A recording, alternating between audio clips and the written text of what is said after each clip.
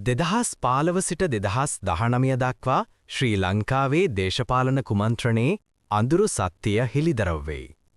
කොළඹ රාත්‍රියේ අධික වර්ෂාව මැදින් කළු සුඛෝපභෝගී මෝටර රථයක් සෙමින් ධාවනය වන අතර රතුනිල් පොලිස් ලයිට් තෙත් මාර්ග මතින් පරාවර්තනය වෙයි. මධ්‍යම බැංකු බැඳුම්කර වෙන්දේසිය ලෙස මුද්‍රා තැබූ රහස් ලේඛන ලෝහ බෙරයක දැවී යයි ගිනිදැල් සූට් ඇඳගත් අඳුරු රූපවල මුහුණු ආලෝකමත් කරයි. කොළඹ අහස දෙස බලා සිටින සුදු ජාතික ඇඳුමින් සැරසුණු මිනිසෙක් දුරකථනයක් අල්ලාගෙන සිටින අතර සිගරට් දුමාරයින් ඔහුගේ මුහුණ අඩක් ආලෝකමත් වෙයි.